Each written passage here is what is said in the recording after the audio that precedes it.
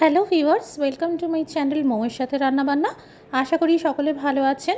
আমার কাছে এমন অনেক কমেন্ট দর্শক বন্ধুরা করে থাকেন যেখানে তারা বলেছেন খুবই কম উপকরণে কম পরিশ্রমে ঝটপট নিরামিষ রান্নার রেসিপি শেয়ার করতে। তাই আজকে হাজির হয়েছি নিরামিষ মাখন পনির এই রেসিপিটি নিয়ে।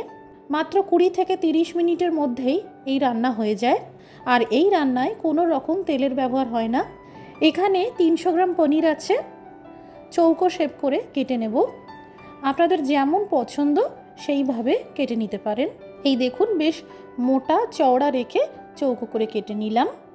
এবার এখানে একটা মিক্সার জারে দিয়ে দিলাম 2 চা চামচ মগজদানা, 2 চা চামচ পোস্ত, কয়েকটা কাজু বাদাম আর কিছু পরিমাণ কিশমিশ। সামান্য জল দিয়ে একটা পেস্ট তৈরি করে নেব। এবার মিক্সার জারে দিয়ে দিলাম 2 চা চামচ সর্ষে। এখানে কালো সর্ষে দেবেন না, এরকম হলুদ রঙের যে সর্ষেগুলো হয় সেটাই দিতে হবে। সর্ষের তেতো ভাব মারার জন্য একটা কাঁচা লঙ্কা আর একটা শুকনো আস্ত লঙ্কা দিয়ে বেটে নেব। প্রথমে জল ছাড়া বাটবেন, তারপর সামান্য করে জল দিয়ে বেটে নেবেন।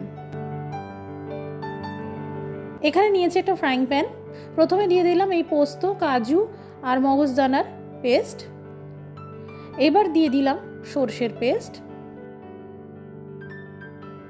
দিয়ে দিলাম 2 চামচ টক দই। এখানে আমি বাড়িতে পাতা টক দইয়ের ব্যবহার করেছি, আপনারা বাজারজাত টক দই দিয়েও করতে পারবেন।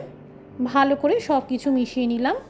এবার দিয়ে দিলাম সামান্য হলুদ গুঁড়ো, লাল লঙ্কার গুঁড়ো, কাশ্মীরি লঙ্কার গুঁড়ো কালারের জন্য, স্বাদ অনুসারে লবণ। ভালো করে মিশিয়ে নিলাম। যে টক দইয়ের ব্যবহার করবেন, খুব টক যদি হয় তাহলে সামান্য চিনি মিশিয়ে দেবেন, তাহলেই হবে। বাটিতে যেটুকু মশলা লেগেছিল সামান্য জল দিয়ে ধুয়ে দিয়ে দিলাম। এবার পনিরের পিসগুলোকে একে একে দিয়ে দিলাম। প্রত্যেকটা পনিরের পিস এইভাবে মশলার পেস্টের সাথে মাখিয়ে নেব।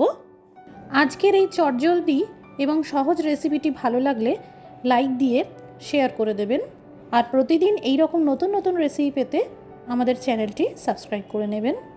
দিয়ে দিলাম গোটা কয়েকটা কাঁচা লঙ্কা। এবার সব শেষে 2টো বাটার কিউব দিলাম। গ্রেভি যখন এরকম ফুটতে শুরু করে দেবে, কম আঁচ করে ঢাকা চাপা দিয়ে 5 মিনিট রান্না করতে হবে। এই দেখুন, 5 মিনিট পর মাখন পনির ভাপানোর পর কত সুন্দর সফট হয়ে গেছে। আর গ্রেভি এইরকমই রাখবো। গরম ভাত দিয়ে এর স্বাদ অতুলনীয় হয়। খুবই ঝটপট কম উপকরণে কম পরিশ্রমে এই রান্নাটি করতে পারবেন, আর অনেকটা পরিমাণ ভাত খাওয়া যায়। নিরামিষ দিনে এই ধরনের রেসিপি রোজকার রান্না একটা আলাদাই নতুনত্ব আনে।